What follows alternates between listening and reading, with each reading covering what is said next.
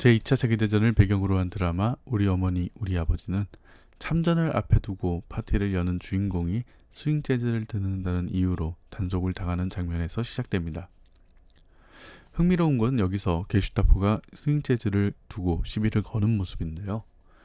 오늘의 이야기는 바로 이 장면에서 시작해 보려고 합니다. 역사에 한 발 다가가는 시간, 과거분사입니다. 스윙 재즈는 1940년대 당시 미국뿐만 아니라 유럽에서도 널리 사랑받았습니다. 독일에서도 마찬가지였죠. 지금 듣고 계시는 테오 로이터와 같은 독일인 스윙 뮤지션들은 전쟁 중에도 활발히 활동했습니다. 물론 나치는 스윙 재즈의 유행을 그다지 좋아하진 않았습니다. 열등한 인종이라고 여겼던 흑인들의 음악이었고 금욕을 강조하던 당시 독일 사회 분위기에서 스윙 재즈에 맞춰 춤을 추는 모습은 태평의 상징처럼 여겨졌습니다. 1940년 2월 함부르크에서 열린 스윙 축제에 대한 나치의 보고서는 다음과 같이 적습니다.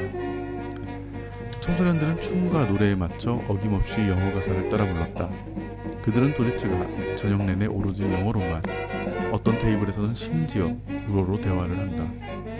춤추는 모습은 끔찍했다. 정상적인 춤을 추는 커플들은 단 한 쌍도 없었다. 그들은 모두 그 역겨운 스윙만을 추었다. 하지만 나치가 스윙을 완전히 검열하지 못했던 것 같습니다. 앞서 들은 테오 로이터의 곡처럼 1940년대에도 독일 스윙 뮤지션들은 꾸준하게 신곡을 발표했으니까요. 다만 스윙 뮤지션들과 그 팬들의 활동이 상당히 위축되는 면이 있었던 것도 사실이었습니다. 공개적인 스윙 공연이 금지되고 지하 클럽을 중심으로 스윙을 즐기는 청소년들이 등장합니다. 클럽에 들락거릴 만한 경제적 여유가 있는 중산층 청소년들이었죠. 이들을 스윙 유겐트, 한국말로 스윙 소년단이라고 불렀습니다. 스윙 유겐트는 영국이나 미국인들의 옷차림을 흉내냈습니다. 말쑥한 영국식 정장 혹은 미국인들의 스타일에서 영향을 받은 통이 큰 바지를 입은 청년들이 스윙 클럽을 드나들었죠. 그렇다면 이들이 스윙에 빠졌던 이유는 무엇이었을까요? 당시 독일 청소년들에게 스윙은 반항이었습니다. 나치가 지배하던 사회문화, 그리고 나치의 청소년 단체인 히틀러 유겐트의 극력적이고 경직된 문화에 대한 반발이었죠. 1938년 반나치 활동을 하던 독일 사회민주당의 동향 보고서는 다음과 같은 내용을 담고 있습니다. 청소년들은 지속적인 자유의 결핍을 느끼고 있고 나치 조직에서 실시하는 단조로운 군사훈련을 귀찮아하고 있다. 우리가 생각했던 것과는 다르게 모든 독일인들이 나치에 열광적이었던 것은 아니었습니다.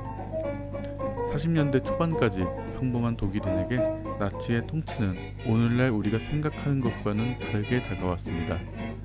당시 대부분의 독일인들에게는 그냥 좀 불편하고 빡빡한 일상 정도였을 겁니다.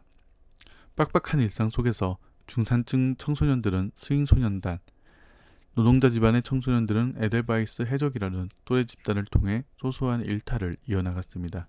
물론 이들의 반항은 특별히 정치적이라 할 수는 없었습니다. 소소한 반항을 이어가는 한편, 다른 한편으로는 청소년들은 자신들에게 주어진 일상생활을 그냥 살아갔습니다. 나치에 대한 복종도 그중 하나였습니다. 당시 독일 청소년들에게 스윙 재즈는 갑갑한 삶에서 조금이나마 숨통을 트여준 음악이었습니다. 스윙 재즈가 좀 더 정치적인 의미를 가진 음악으로 여겨졌던 것은 독일이 아닌 점령지였습니다.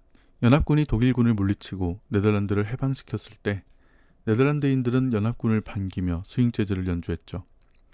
당시 네덜란드에서 스윙 재즈는 흥겨운 유행가였고 한편으로 나치로부터 자유로워졌음을 보여주는 상징이었습니다. 오늘의 이야기를 들으면서 한 가지 의문을 가질 수도 있겠습니다. 지금까지 제가 소개드린 이야기는 1940년대, 그러니까 한창 2차 세계대전이 일어나는 와중의 일이었습니다. 우리는 전쟁에 대해서는 지금 보시는 사진과 같은 이미지를 떠올릴 건데요. 사실 인류의 역사에서 전쟁이 일어난다고 해서 일상생활이 멈췄던 것은 아닙니다. 전선과 멀리 떨어진 지역에서는 불편하지만 일상이 계속되었죠. 제2차 세계대전 당시뿐만 아니라 한국전쟁 때도 그랬습니다.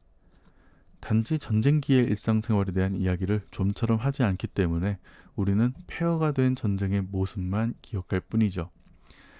하지만 오늘 살펴본 이야기처럼 전쟁 중에도 이어진 일상생활의 모습들은 비극적인 역사 속에서도 인간의 삶이 계속되고 있음을 보여주고 있습니다. 지금까지 과거분사였습니다.